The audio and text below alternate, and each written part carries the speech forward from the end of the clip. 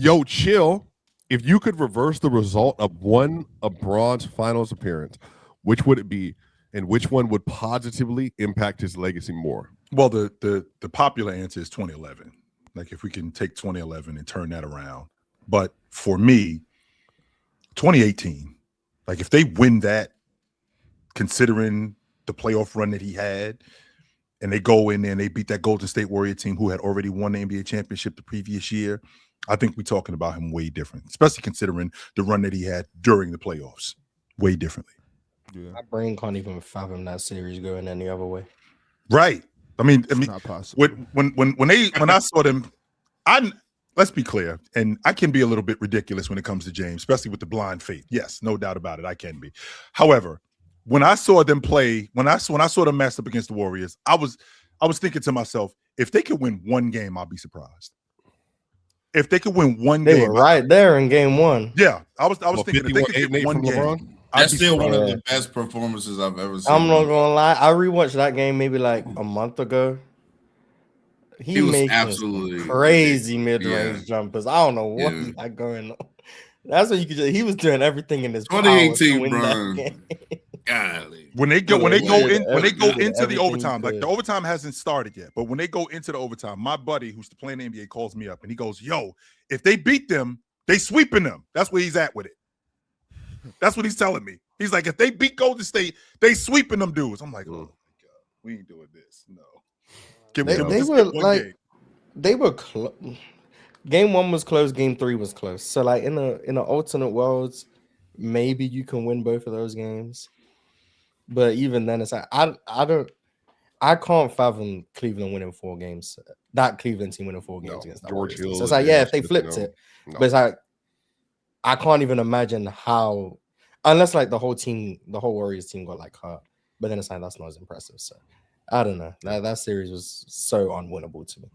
I think for his his narrative and legacy, I think really getting that first one would have been huge. If he had won in 07, at 23, I think because when you like go ahead and win the first one, kind of excuses some other things. So then, like if he, if 2011 happens, he'll be like, yeah, X on the resume, but they can't sit there and be like, oh, see, he doesn't know how to win, and he doesn't know because he already won one, and then he wins back to back in 12, 13. I think if he wins the first one, that it would have carried some weight for some of the failures. If he wins in 07, maybe he never goes back. Maybe he never goes to Miami. I was.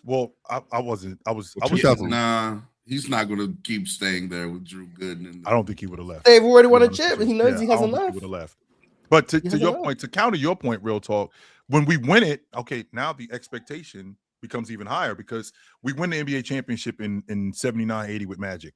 But then we see 84, which is tragic Magic. And he's got to recover from that. So 1980 does not excuse 1984. So if he has a bad performance in the NBA championship, like 2011, you see how even if he did, with Magic legacy, we don't talk about 84 though. Oh, I talk about it. I make sure that it's brought up. Anytime we're talking about Magic, I make sure that we bring up 84 and tragic Magic. In fact, Mars and I were having a conversation, which I was so rudely interrupted and got shut down because I had some really good points that I wanted to talk about because Mars brought up the idea of the second option getting ridiculed. And Jabbar was the guy that they ran the offense through, but it was Magic who they said tragic Magic in the paper.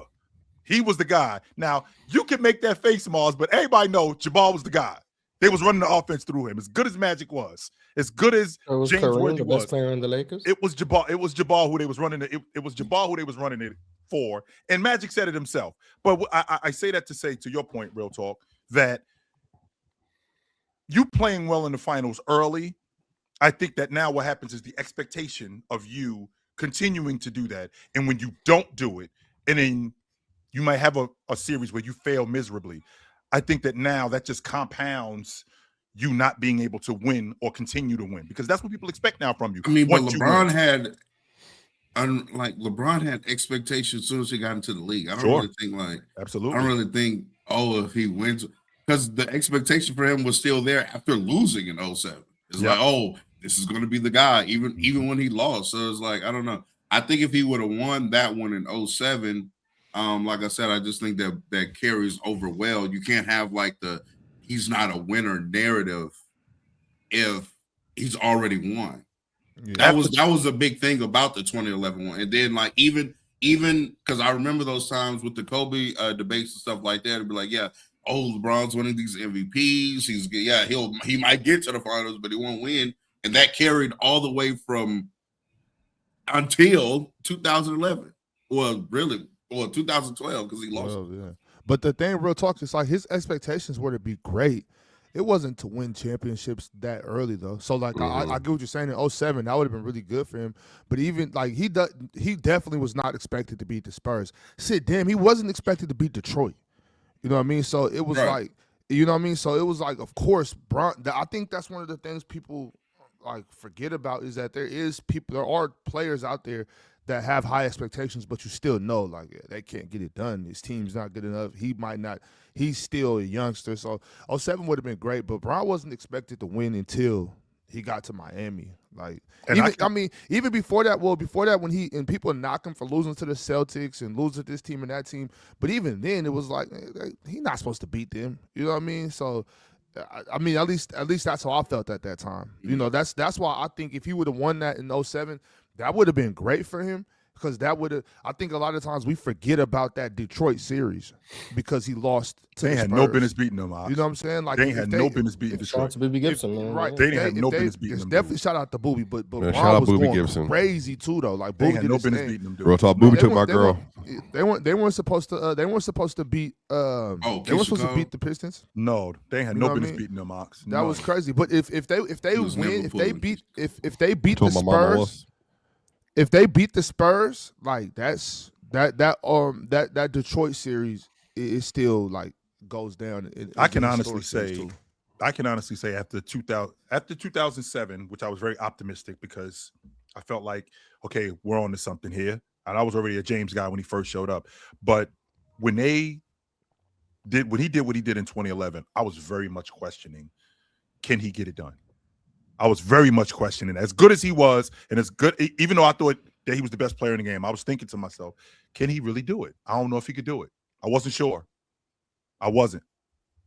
Well, I'll tell you what, 2007, I know some, shout out Jordan Woods, that's my dog, like my real dog. I know some Detroit people, who were Detroit Pistons fans who left Detroit fandom to join LeBron after he did what he did to them. That's pitiful. That's crazy, ain't it? They had just went to 5 straight Eastern Conference Finals shield, and LeBron goes in there, goes 25, 26, and you're like, I'm done. I'm done with Detroit. Including the overtime, 29 straight points. You're not a real.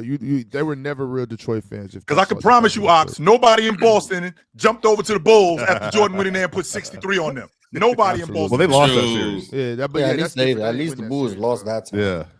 They lost the game and the series. It's the panel. Religion get built on cam. Where the check throw smoke and the host go ham. You ain't never seen hoops out hit the raw. Every take got weight, every night we drop. Yeah, this that barbershop. Courtside, worldwide tone. Welcome to the only show that really feel like numbers jumping like the score.